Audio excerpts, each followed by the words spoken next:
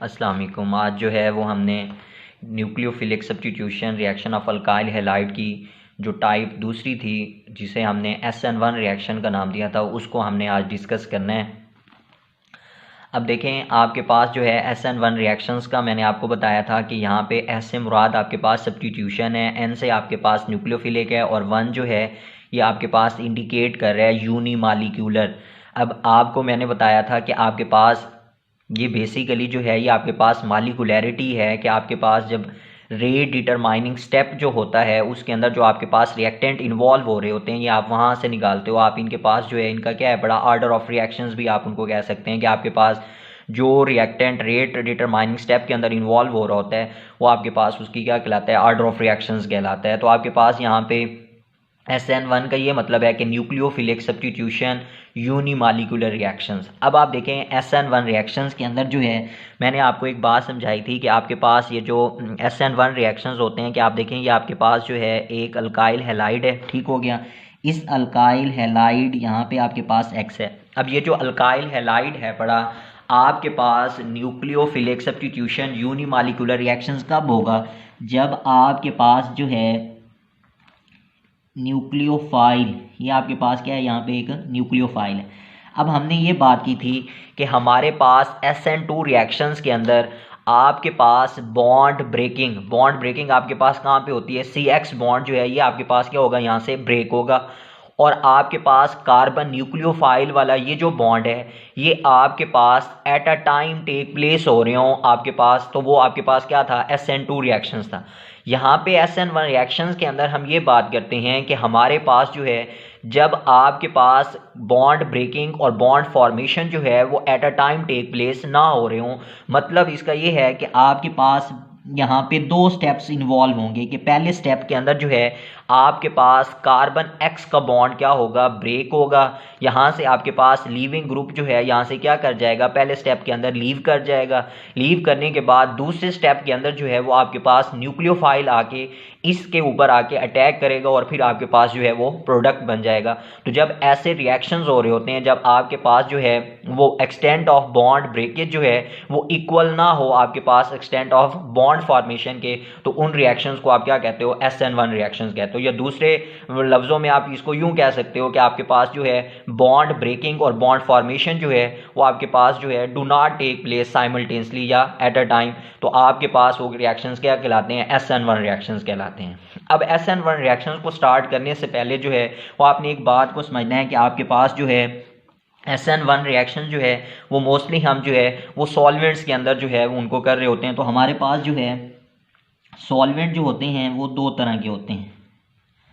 अब देखिए हमारे पास सॉल्वेंट जो हैं वो कितनी तरह के होते हैं, दो तरह के होते हैं। एक आपके पास क्या होते हैं, पोलर सॉल्वेंट होते हैं, और दूसरे हमारे पास क्या होते हैं, नॉन पोलर सॉल्वेंट होते हैं।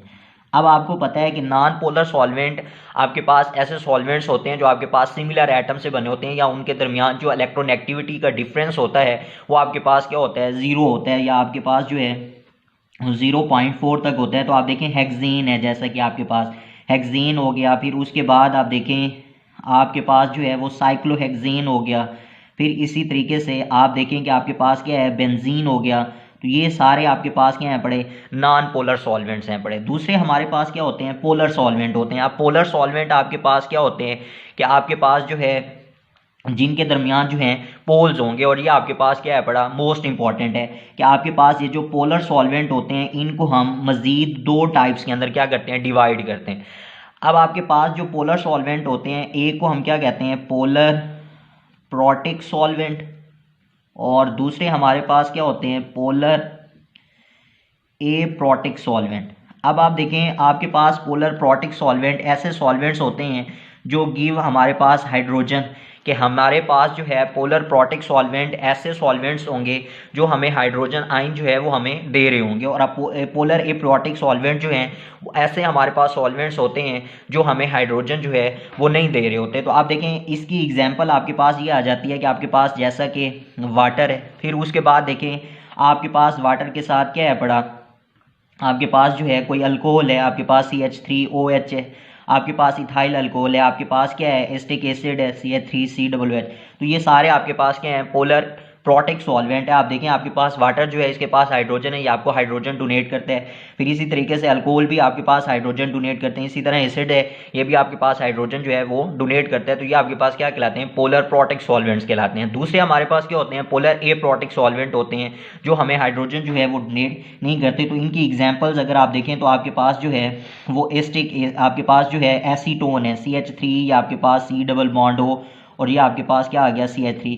तो ये आपके पास क्या है पड़ा, एसीटोन है पड़ा। ये आपके पास क्या होता है, पोलर एप्रियोटिक सॉल्वेंट होता है। लेकिन आपने ख्याल रखना है कि अगर आपके पास इस एसीटोन के साथ अगर आप क्या कर दो, वाटर भी ऐड कर दो, मतलब आपके पास क्या हो जाए, एक्वस एसीटोन हो जाए। आपका जो एसीटोन है उसके अंदर क्या है पड़ा, वाटर भी शामिल है, तो फिर ये आपके पास क्या बन जाता है, पोलर प्रोटिक सॉल्वेंट बन जाता है। पोलर प्रोटिक सॉल्वेंट को हम PP भी कहते हैं। तो वैसे आपके पास एसीटोन जो है वो आपके पास ए प्रोटिक सॉल्वेंट होता है, पोलर ए प्रोटिक सॉल्वेंट होता है। लेकिन अगर आप उसके अंदर क्या कर दो, वाटर को ऐड कर दो, तो एक्वस एसीटोन हमेशा आपके पास क्या होगा, पोलर प्रोटिक सॉल्वेंट होगा। आप देखें अगर एसीटोन अकेला है तो यहाँ पे आपके पास उसके पास हाइड्रोजन नहीं है, वो आपके पास हाइड्रोजन डोनेट नहीं कर सकता। लेकिन जब आप इसके अंदर वाटर को ऐड करते हैं तो आपके पास जो है यहाँ पे हाइड्रोजन बॉन्डिंग बनने की वजह से ये प्रोटॉन जो है वो आपको आसानी से दे देता है। तो आपके पास ये क्या कहलाता है, फिर पोलर प्रोटिक सॉल्वेंट कहलाता है। तो ये आपने ख्याल रखना है। फिर इसके बाद जो है इसी के आगे जो है वो हमारे पास CH3, अगर आप इस कार्बन की जगह के ऊपर सल्फर लगा दें तो आपके पास S डबल बॉन्ड हो CH3, तो ये आपके पास क्या कहलाता है, DMS, जिसे आप क्या कहते हो, डाईमिथाइल सल्फोक्साइड। फिर इसी तरीके से जो है वो आपके पास डाईमिथाइल जो है वो फार्मामाइड हो सकता है। फार्मामाइड आपके पास जो है, ये देखें ये C डबल बॉन्ड हो, ये आपके पास H, और ये N, ये आपके पास यहाँ पे CH3, और ये आपके पास CH3। तो ये आपके पास क्या है, एल्डिहाइडिक ग्रुप है, ठीक हो गया। ये आपके पास क्या है, फार्मामाइड बन जाता है। तो आपके पास ये दो डाईमिथाइल हैं, एक और ये आपके पास ये एक, तो दो बन गया। तो इस वजह से हम इसको क्या कह रहे हैं, डाईमिथाइल, और ये चीज़ जो है ये आपके पास क्या है, फार्मामाइड है बड़ा। फिर इसी तरीके से जो है वो आपके पास जो है डाईमिथाइल एसिडमाइड भी होता है, अगर आप इस हाइड्रोजन की जगह के ऊपर क्या करते हैं, CH3 लगा दें। तो ये सारे आपके पास किधर आ जाते हैं, पोलर एप्रियोटिक सॉल्वेंट के अंदर आ जाते हैं। अब जो है वो हम SN1 रिएक्शंस की तरफ चलते हैं। अब आप देखें SN1 रिएक्शन जो है वो हमारे पास जब भी हो रहा होता है तो आपके पास यहाँ पे क्या होता है कि यहाँ पे देखें, मैं एक एग्जांपल के तौर के ऊपर जो है यहाँ पे ये कार्बन, इस कार्बन के साथ जो है यहाँ पे कोई R ग्रुप अटैच है, इस पोजीशन के ऊपर भी कोई R ग्रुप है, और यहाँ पे भी R ग्रुप है, और यहाँ पे आपके पास क्या है पड़ा, X है, आपके पास यहाँ पे हैलाइड ग्रुप है। तो आपके पास जब SN1 रिएक्शंस हो रहा होगा तो ये आपके पास यहाँ पे शुरू में मैंने आपको एक बात समझाई कि आपके पास यहाँ पे क्या होंगे, दो स्टेप्स इन्वॉल्व होते हैं। पहले स्टेप्स के अंदर जो है वो आपका ये लीविंग ग्रुप, ये जो आपका हैलाइड है, ये यहाँ से लीव कर जाता है, आपके पास जो है यहाँ पे कार्बोकेटाइंस बन जाता है। फिर उसके बाद दूसरे स्टेप के अंदर जाके आपके पास न्यूक्लियोफाइल जो है इसके ऊपर आके क्या करता है, अटैक करता है। तो आपके पास जो है SN1 रिएक्शन जो है वो हमारे पास क्या है पड़ा, 2 स्टेप रिएक्शंस है। हमारे पास SN1 रिएक्शन क्या है, 2 स्टेप रिएक्शन है। तो पहले रिएक्शंस के अंदर हमारे पास क्या होता है कि आप यहाँ पे क्या करते हो, पोलर सॉल्वेंट जो है वो आप यूज़ करते हो। तो पोलर सॉल्वेंट में से आपके पास वो कौन सा होता है, पोलर प्रोटिक सॉल्वेंट होता है। एक ऐसा सॉल्वेंट जो आपके पास जो है वो हाइड्रोजन आपको क्या करके दे रहा हो, डोनेट करके दे रहा हो। तो आप पोलर जो है वो सॉल्वेंट यहाँ पे क्या करेंगे, यूज़ करेंगे। आप पोलर सॉल्वेंट जब आपने यूज़ किया है तो आप देखें आपके पास जो यहाँ पे हैलाइड जो है ये आपके पास मोर इलेक्ट्रोनेगेटिव है। मोर इलेक्ट्रोनेगेटिव होने की वजह से इसके ऊपर पार्शियल नेगेटिव है, कार्बन के ऊपर क्या आ जाता है, पार्शियल पॉजिटिव आ जाता है। तो आपके पास ये जो दोनों इलेक्ट्रॉन्स हैं ये आपके पास हैलोजन जो है यहाँ से टेक अवे करता है, यहाँ से लेता है, और ये क्या कर जाता है, लीव कर जाता है। अब जब लीव करता है तो आप देखें यहाँ पे इस तरीके से जो है वो एक इंटरमीडिएट बनता है। ये आपके पास R, इधर भी R, इस पोजीशन के ऊपर भी R, और यहाँ पे आपके पास क्या आ जाता है, पॉजिटिव चार्ज आ जाता है। और आपके पास ये जो लीविंग ग्रुप है ये आपका X नेगेटिव जो है यहाँ से क्या कर जाता है, लीव कर जाता है। अब देखें आपके पास ये जो चीज़ बनी हुई है इसको हम क्या कह रहे हैं, इंटरमीडिएट है। और ये हमारे पास क्या है पड़ा, कार्बोकेटाइन यहाँ पे बना हुआ है कि कार्बन के ऊपर जो है वो पॉजिटिव चार्ज आ गया, तो ये इस वजह से इसको हम क्या कह रहे हैं, कार्बोकेटाइन कह रहे हैं। अब आपके पास यहाँ पे न्यूक्लियोफाइल जो है वो आएगा और इसके ऊपर क्या कर देगा, अटैक कर देगा।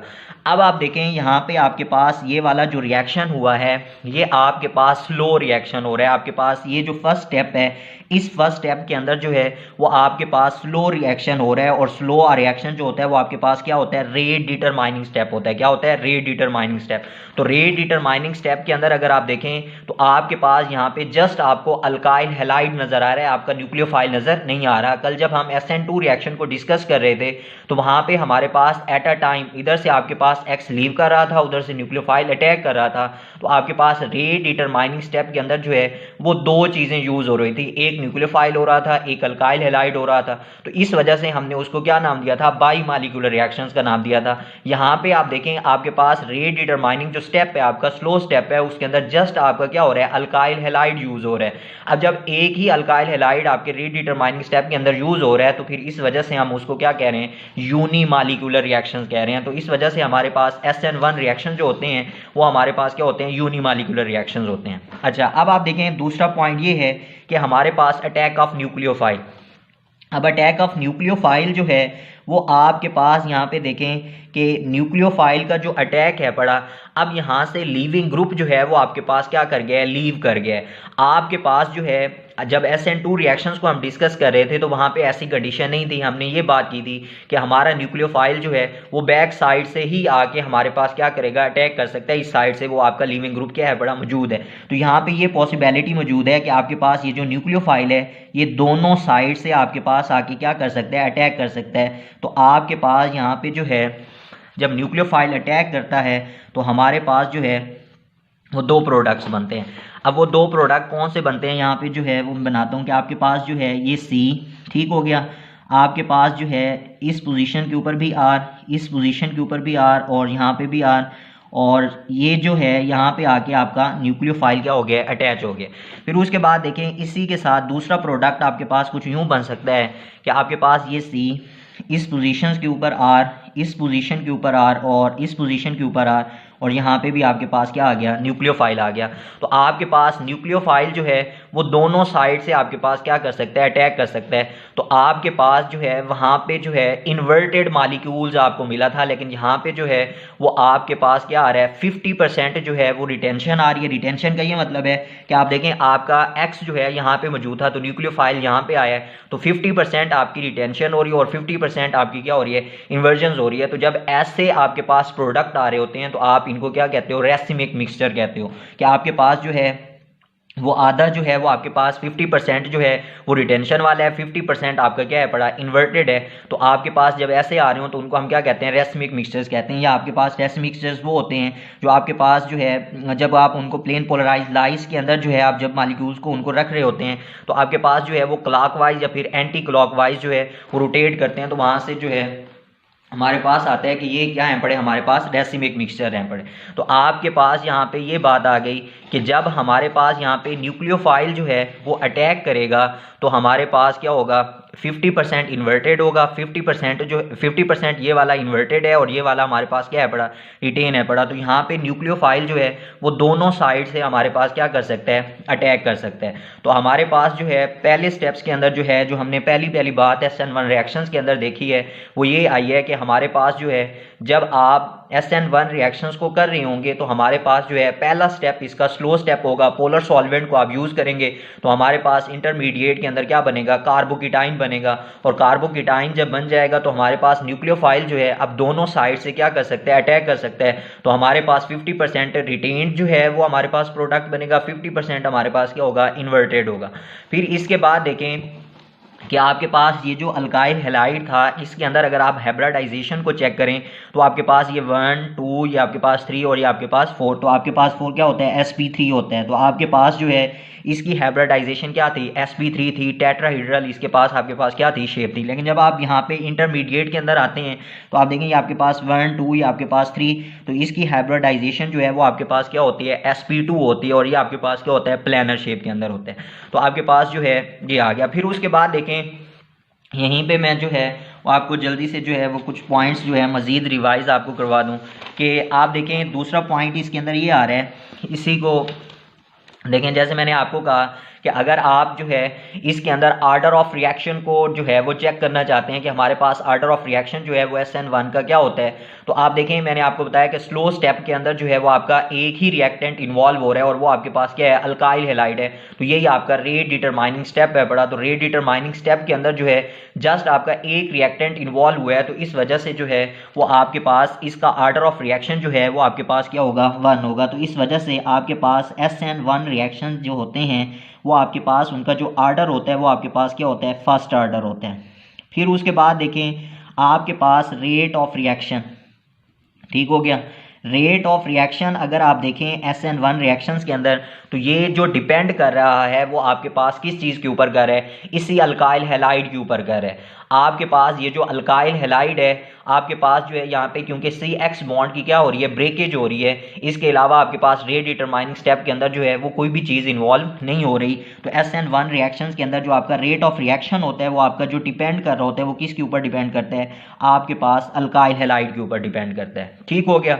फिर उसके बाद देखें आपके पास जो SN1 रिएक्शंस होते हैं ये आपके पास 2 स्टेप रिएक्शन होता है। आपके पास जो है 2 स्टेप रिएक्शन क्यों हो रहा है, आप देखें पहले रिएक्शंस के अंदर जो है वो आपके पास जो है कार्बोकेटाइन बने और दूसरे रिएक्शंस के अंदर आपके जाके न्यूक्लियोफाइल ने क्या किया है, अटैक की है। तो आपके पास यहाँ पे क्या होते हैं, 2 स्टेप रिएक्शंस हो रहे होते हैं। फिर उसके बाद देखें कि आपके पास जो है यहाँ पे वीक न्यूक्लियोफाइल जो है वो आप क्या करते हो, यूज़ कर सकते हो। आप वीक न्यूक्लियोफाइल क्यों यूज़ कर सकते हैं, आप देखें यहाँ पे वो वाली कंडीशन नहीं है कि यहाँ पे आपके पास जो है वो एक न्यूक्लियोफाइल आएगा इसके ऊपर अटैक करेगा, उधर से आपके पास X ग्रुप जो है वो लीव करेगा। तो वहाँ पे SN2 रिएक्शंस के अंदर हमें स्ट्रॉन्ग न्यूक्लियोफाइल जो है वो रिक्वायर्ड था, क्योंकि वहाँ पे आप क्या कर रहे थे, रिप्लेस कर रहे थे। यहाँ पे कंडीशन जो है वो टोटली चेंज हो रही है कि आपके पास यहाँ से लीविंग ग्रुप पहले ही आपके पास क्या कर जाता है, लीव कर जाता है। तो अगर आपका वीक न्यूक्लियोफाइल है तो वो आसानी से यहाँ पे आके क्या कर सकता है, अटैक कर सकता है। तो SN1 रिएक्शंस के अंदर जो है वो हमारे पास क्या होता है, वीक न्यूक्लियोफाइल होता है।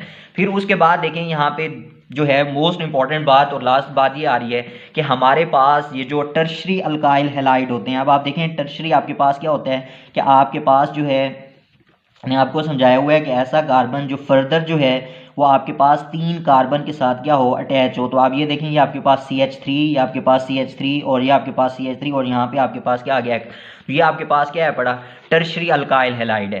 तो आप देखें ये टर्शरी अल्काइल हैलाइड जो हैं ये हमें क्या देते हैं, SN1 रिएक्शंस देते हैं। अब ये हमें SN1 रिएक्शंस क्यों देते हैं ये अभी मैं आपको बताता हूँ कि आप देखें इसके बाद टर्शरी है, फिर हमारे पास क्या आता है, सेकेंडरी।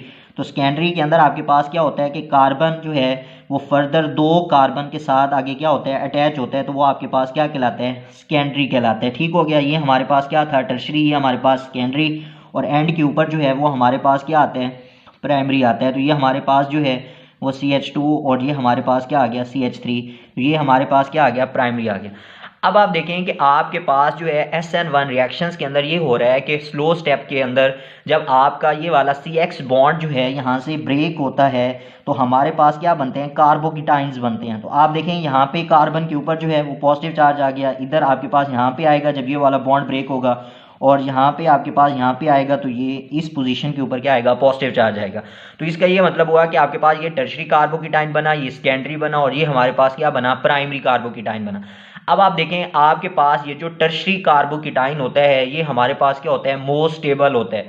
तो हमारे पास यहाँ पे जो है वो जो इंटरमीडिएट बना है ये वाला, ये आपके पास ये जो टर्शरी कार्बोकेटाइन बना है, अब ये वाला आपके पास क्या है पड़ा, स्टेबल है पड़ा। अब स्टेबल होने की वजह से SN1 रिएक्शन जो है जो प्रेफर कर रहा होता है वो किसको कर रहा होता है, टर्शरी अल्काइल हैलाइड को कर रहा होता है। तो हमारे पास जो है वो टर्शरी अल्काइल हैलाइड जो है वो हमें सबसे ज़्यादा SN1 रिएक्शंस देंगे, फिर उसके बाद जो है वो सेकेंडरी देंगे और फिर उसके बाद जो है वो हमें प्राइमरी जो है अल्काइल हैलाइड जो है वो हमें SN1 रिएक्शंस दे रहे होंगे, क्योंकि इनकी स्टेबिलिटी का आर्डर यही है कि टर्शरी कार्बोकेटाइन ज़्यादा स्टेबल होता है, फिर आपके पास सेकेंडरी होता है, फिर हमारे पास क्या आता है, प्राइमरी आता है। तो आपके पास जो है टर्शरी अल्काइल हैलाइड जितने भी हैं वो आपके पास प्रेफर करते हैं किसको, SN1 रिएक्शंस को।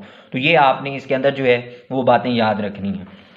फिर इसके बाद देखें कि हमारे पास जो है वो मोस्ट इंपॉर्टेंट क्वेश्चन जो है वो ये आ रहा है कि अक्सर क्वेश्चन ये आ जाता है कि difference between SN1 and SN2 reaction, कि आप जो है वो SN1 और SN2 रिएक्शंस के दरमियान जो है वो फ़र्क लिखें। तो आप देखें जब आप इसका फ़र्क लिख रहे होंगे तो पहला पॉइंट जो है वो आपके पास आता है नेचर ऑफ अल्काइल हैलाइड, कि नेचर ऑफ अल्काइल हैलाइड से क्या मुराद है कि आप देखें अभी मैंने आपको यहाँ पे एक बात एक्सप्लेन करवाई कि आपके पास ये टर्शियरी अल्काइल हैलाइड है, ये आपके पास सेकेंडरी है, और ये आपके पास क्या है पड़ा, प्राइमरी अल्काइल हैलाइड है। अब देखें आपके पास टर्शियरी कार्बोकेटाइन ज़्यादा स्टेबल है, तो इस वजह से आपके पास टर्शियरी अल्काइल हैलाइड जो हैं वो प्रेफर करेंगे किसको, SN1 रिएक्शंस को।